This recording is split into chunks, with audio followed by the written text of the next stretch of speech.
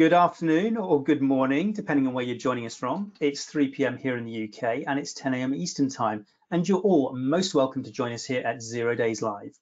Now today, of course, is Thursday, and that means GovSec Day, and in a few moments we'll be joined by John Banghart, Senior Director of Cybersecurity Services at Venable, where we'll be discussing the impact of encryption protocols on network visibility from a government perspective.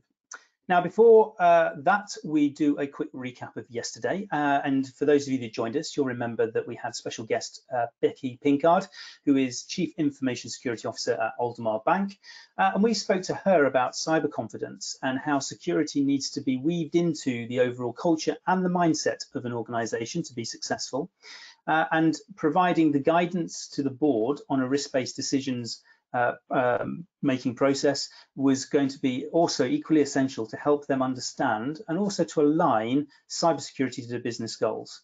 It was truly fascinating stuff, and an extended interview, in fact, that we had with Becky can be found on our Security Begins Here pages on nominetcyber.com, along with all of the other shows, of course, of our 0 Days Live series that you might have missed.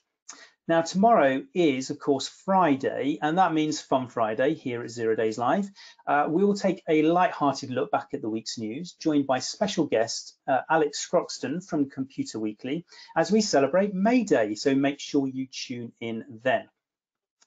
Hello, everybody. Hope you're well. I'm Stuart Reed. I'm with Nominet, focused on cyber solutions.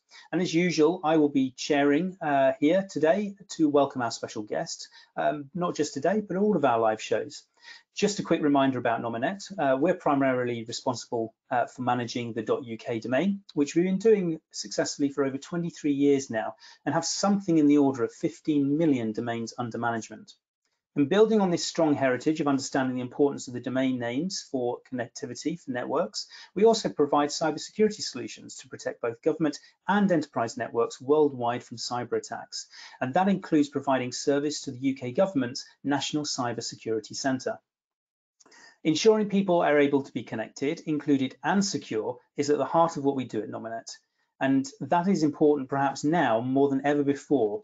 And with that in mind, we wanted to bring you an interactive show to bridge that gap that's potentially been left behind by the lack of physical meetings taking place to you right now.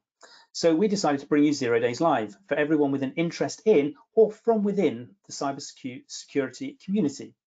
I'm joined both front of house and behind the scenes here with a highly capable team, making sure that everything runs just the way it should and getting back on track just in case it doesn't.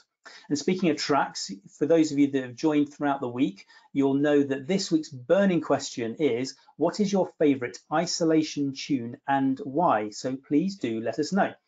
For me today, I've been inspired by something that both Becky and our very own Steve mentioned yesterday during the show, around getting back to basics for cybersecurity. So today for me, it's All the Small Things by Blink 182.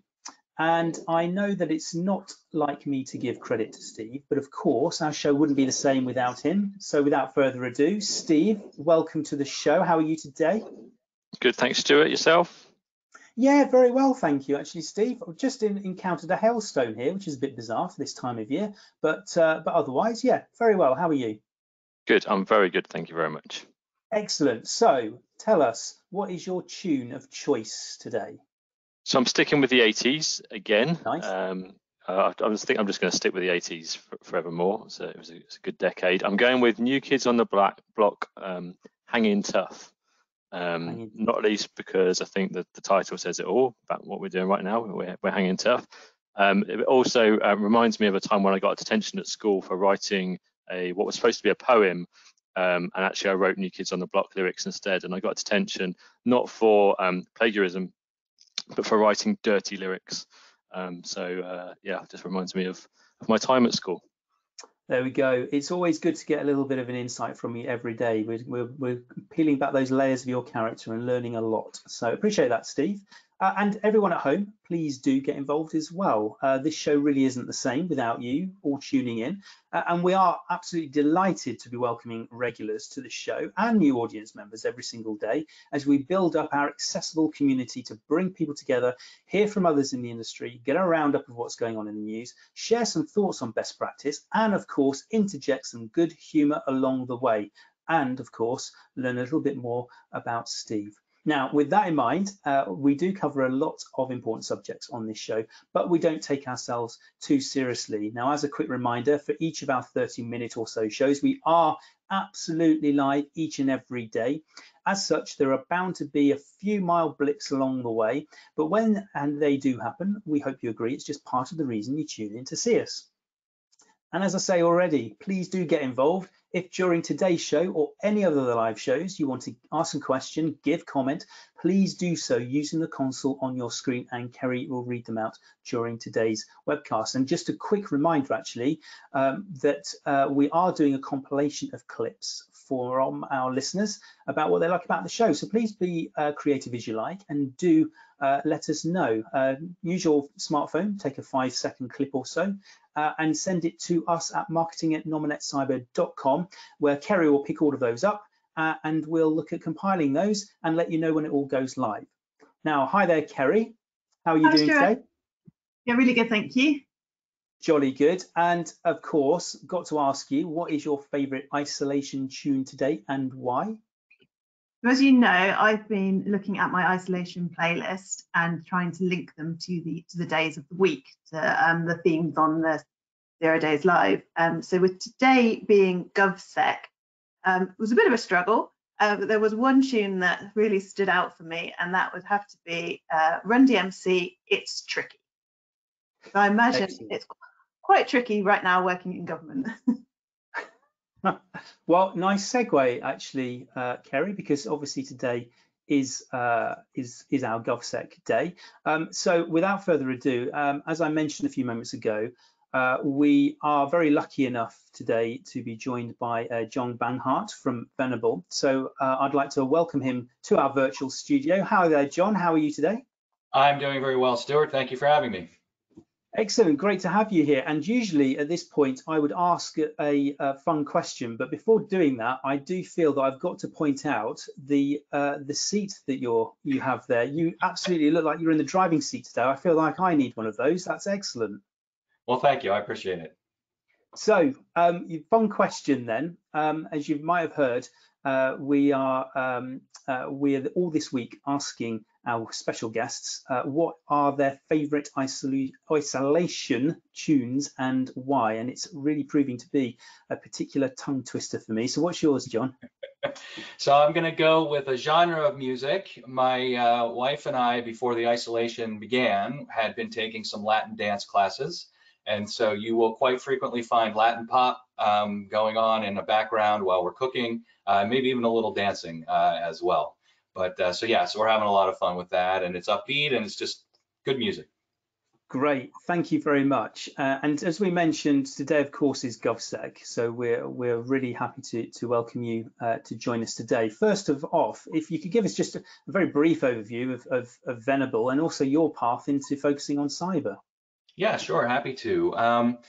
So my career and path has spanned both the private and the public sector. I think most relevant for our conversation today, I spent 4 years with the National Institute of Standards and Technology, or NIST, as more commonly known, in the computer security division, working on a wide variety of topics there. Then spent 2 years with the National Security Council at the White House during the second Obama administration, focusing on federal cybersecurity issues as well as sort of broader policy issues, including things around encryption, which of course is highly relevant to our conversation today. At Venable, we have a team of cybersecurity experts. Venable is actually a law firm, a pretty big law firm here in the US, but we have a group of non-lawyers. Most of us came out of government who focus on cybersecurity risk management, cybersecurity policy issues, and we have some nonprofit organizations that we run that focus on some of these issues like network visibility that we're going to be talking about today.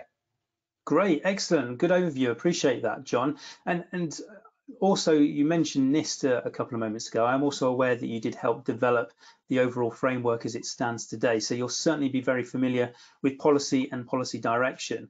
And that is a neat segue into what we're talking about today, to talk about the impact of encryption protocols on network visibility. So could you set the scene for us a little bit here and give us an overview of the current situation?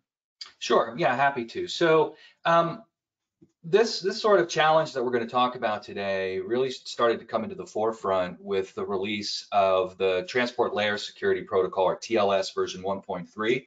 I'll confess to you up front, I'm not a deep encryption expert when it comes to the algorithms, but I understand the risk, I understand the impact that they have, and what we wanted to do was we wanted to look at when you introduce a protocol like TLS 1.3, which has perfect forward secrecy, that has these capabilities that make it impossible really to be able to examine the traffic in ways that we're accustomed to today.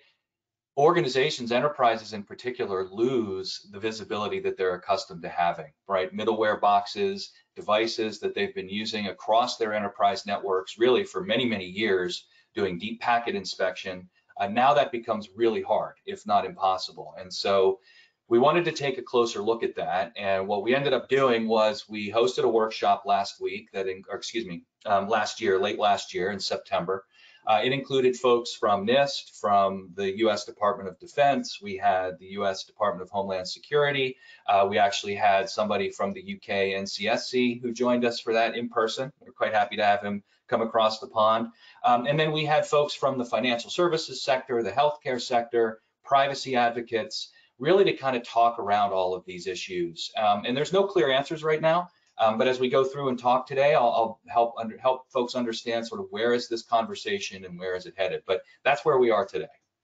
Okay, excellent. And from what you're saying there, this is something that will literally touch every single industry and every single organization that's operating both nationally and internationally. So it's interesting to get an insight that you're bringing together lots of different groups of people to kind of understand where things are today. But how do you see it potentially changing moving forward? Yeah, so I think part of the conversation has been, and one of the things that came out of our workshop was we need to be able to differentiate between the public internet, where things like TLS 1.3 have a tremendous amount of value. They have very powerful use cases around privacy and anti-surveillance, and that's great. But separating that from the needs that the enterprises have. The protocol is used in both contexts, but really does not support the enterprise context in the way that most enterprises want it to. And so we really talked about how do we differentiate those? How do we adapt the standards so that they can still support the use case on the public internet in the way that we all really want it to, but also enable enterprises to be successful. And there's some sort of near-term solutions around some standards that are being looked at, and then also some mid to longer term solutions that are more technology focused around what can we implement that will still enable visibility, but again, support the sort of anti-surveillance and the privacy that we want on the public internet. And in terms of the direction of travel, where do you see that moving? Sorry, direction of travel, I'm not sure I understand. So in terms of the direction of the discussions and the dynamics of the market changing in terms of the kind of the privacy versus the surveillance piece, then why do you think it's important to look at those particular aspects now, perhaps more than any other time? Well, I mean, I think you don't have to look hard to see over the last few years how important privacy has become, sort of big P privacy. There's a lot that happens there, but things that have happened in terms of how people's data is being used, that has raised the privacy awareness, really even among folks who might not normally have been really thinking about it. But it's been so much in the news that it has raised people's awareness, and it has raised the awareness of the legislators around the world, right, and the regulators. And so they're really looking at what should we be holding companies to, what should we be holding ourselves to, how do we protect our citizens? And so that's driving these, I think, appropriate needs to evolve these protocols to be more secure, to be more privacy enabling.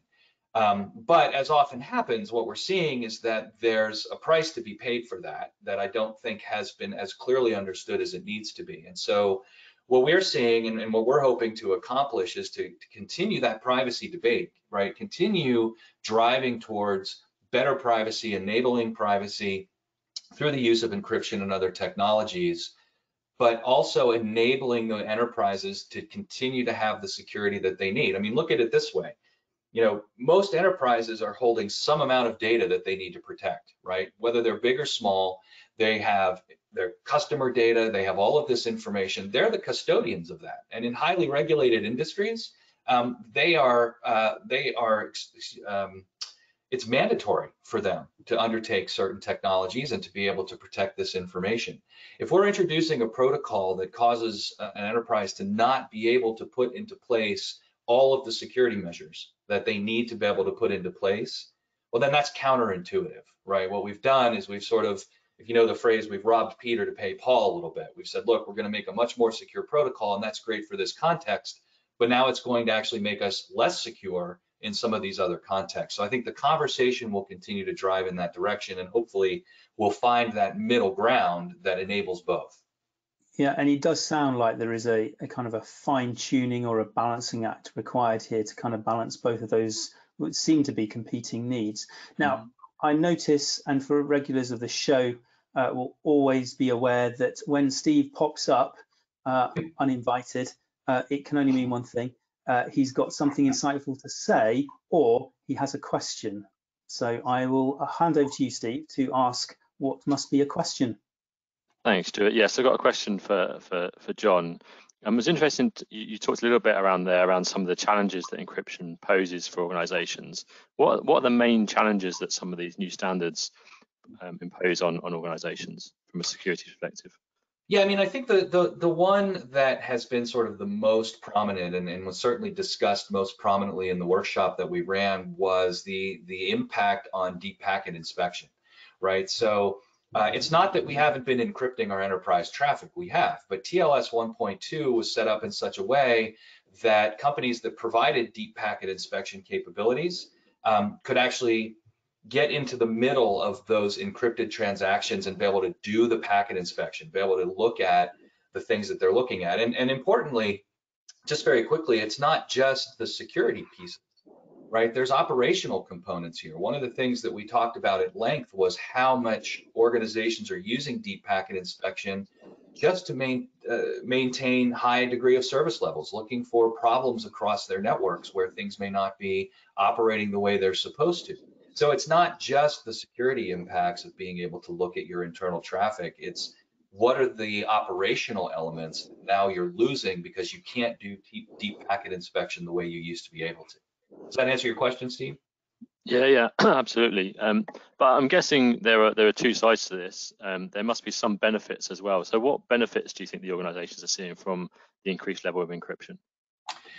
So, you know, my view is that TLS 1.3 specifically doesn't bring a whole lot of new benefit for enterprises, right? Which is why I think it's so important to draw the distinction, because on the public internet, I think TLS 1.3 is great. I like the features that it has. I want those as a user of the public internet.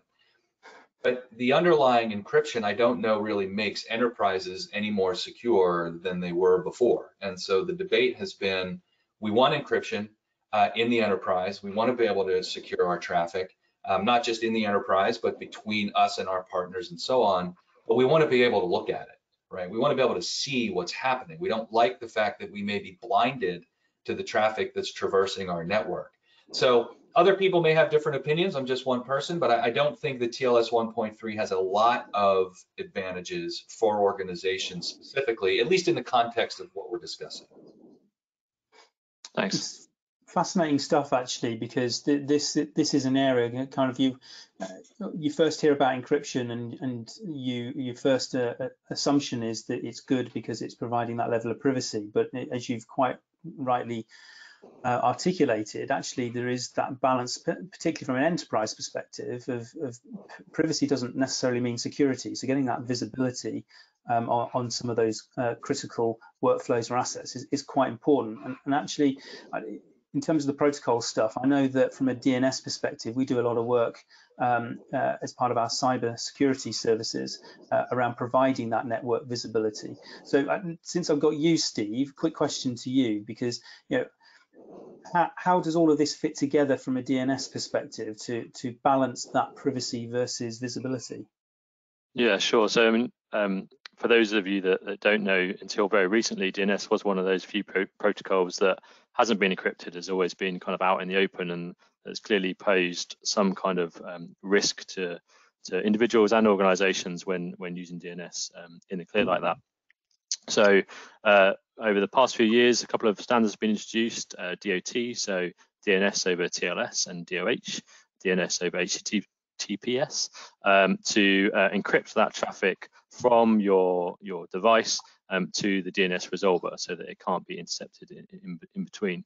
And clearly, again, just as we've kind of discussed already, that has implications both from a privacy perspective, so good for privacy. Your DNS traffic can't be viewed by someone in between. So if you're in a coffee shop, an airport, a hotel, or even on your home broadband, your DNS provider, the person in the middle can no longer see that DNS traffic, and it's encrypted all the way to the resolver. So that's a good thing for kind of individuals, but from a network perspective, on your corporate network, you probably don't want your end users using someone else's encrypted DNS resolvers, because then you lose that visibility. So we've been working with organizations to make sure that we are enabling them to use DoH in a positive way, so encrypting that traffic to that organization's DNS resolvers, or at least one they have visibility over, but also giving them the ability to view and potentially even block when an individual in your organization is using those kinds of standards that's outside of your visibility. So we're hoping to harness that technology to use it for the good, but also give organizations the ability to see when it might be being abused. Thanks, Steve. And John, from your perspective, obviously, you've talked a lot about the balancing of the needs there. DoH in particular is something we touched on this show before. It's kind of polarized opinion, I think, in the industry in terms of a standard.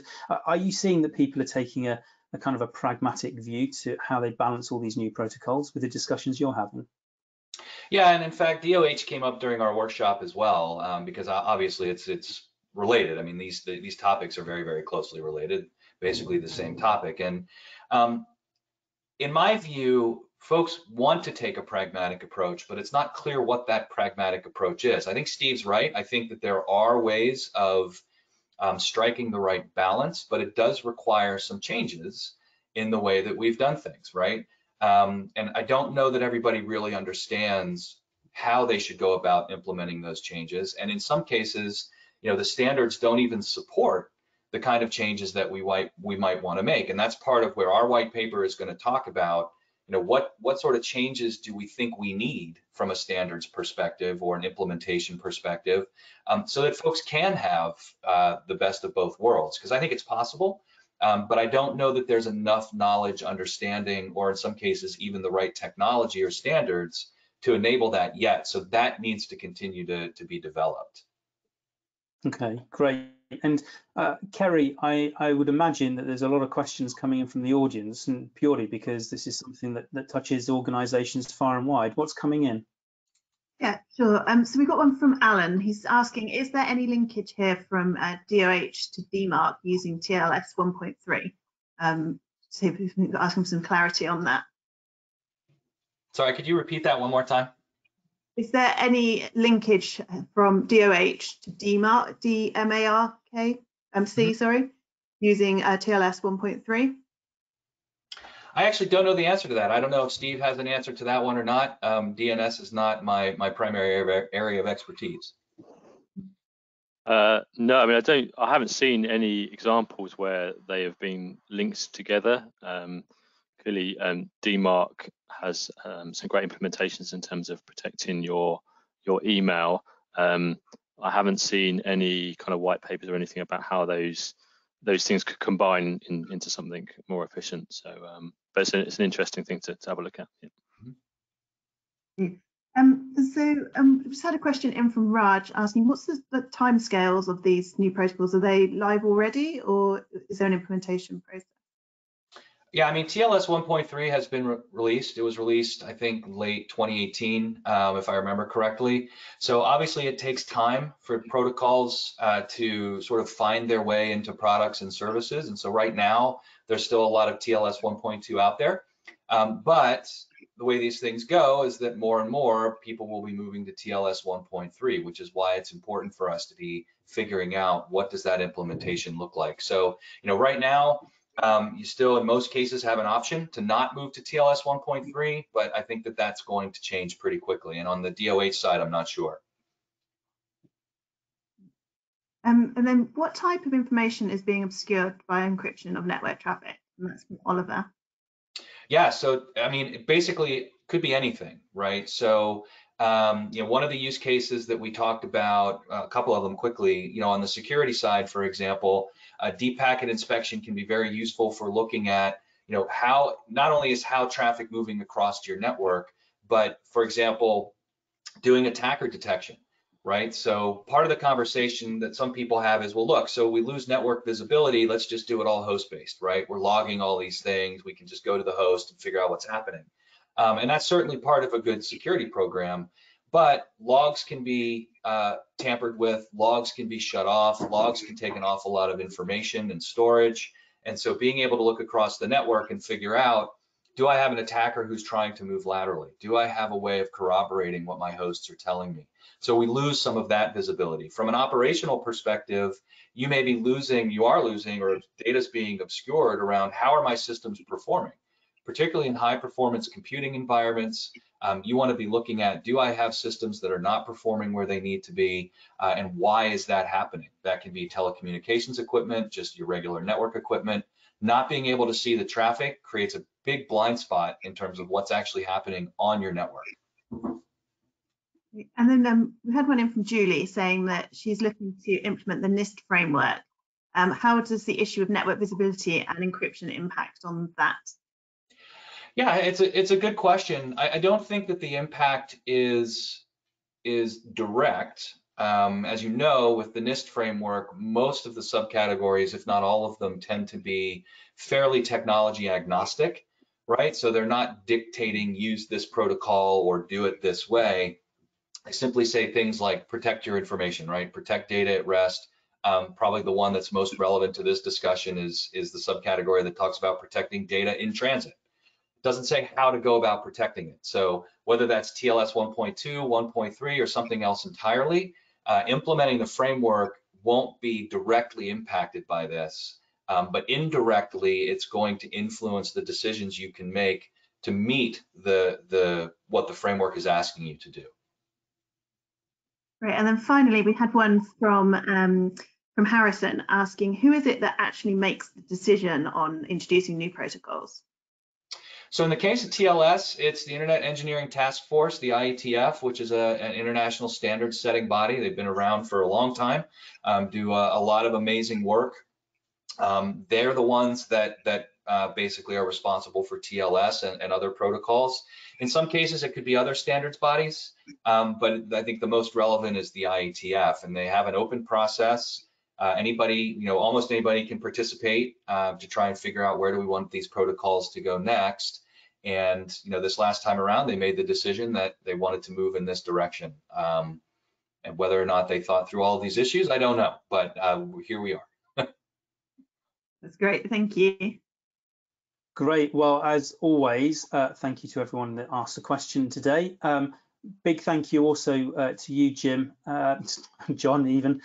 So it's been a long week. To giving your insights as well from both a kind of a policy and framework perspective, but also from an encryption and the considerations from balancing the needs around the privacy versus security versus visibility aspect, because it's perhaps something that's not always fully taken into account when new particular protocols are introduced. So it's fascinating to hear the kind of work that you've been doing with your user groups to get beneath that. So really appreciate your time today. Speaking of time today, we are almost out of time. So before we do close the show today, let's turn back over to Kerry for a wash up of today's news. Kerry. Thanks, Stuart. I've just had a warning that I might not have a webcam, but I can still read the news. Info Security Magazine reports that Twitter has switched off SMS services due to security concerns. Twitter has not given any specific reason for why they've made this move, but more detail is likely to come. SMS will still be used for two-factor authentication.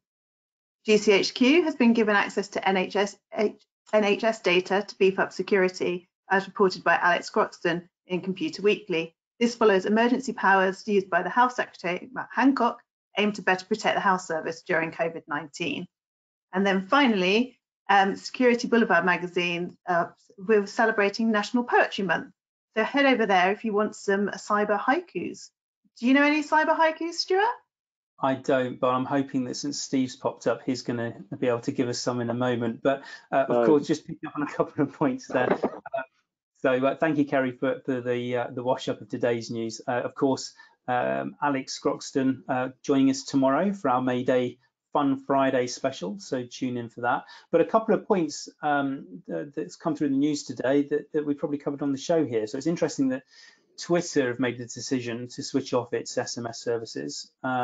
It kind of harks back to what we spoke to Mark Oakton about a couple of weeks ago, actually, from InfoSec Partners, where he was talking about having the confidence, or organizations having the kind of the confidence to actually switch stuff off and understand what's going on and take a proper assessment, rather than trying to kind of continue this business continuity or business as usual. So it's often a hard decision to make. It's interesting to see what's coming through from Twitter on that one. And obviously protecting the NHS from a cyber attack at this time is extremely important as well, as it is with any time, it being kind of a critical part of our infrastructure and our daily lives, really. So we touched on that subject too with John, who joined us, John Noble, non-exec director at NHS Digital last week. So Steve, what were your thoughts?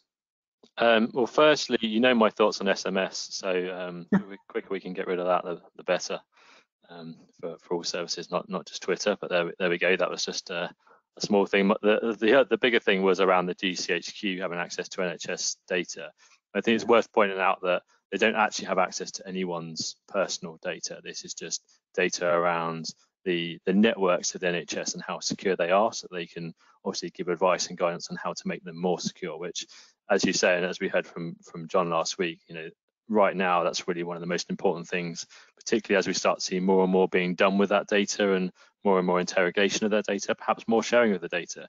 So to make sure that it's secure, both as it's being used now and as it might intended to be used in the future, is really, really important, particularly when we think about the apps and the things that NHS are intending to build around the current crisis. Having that technical input from GCHQ is going to be invaluable, I think.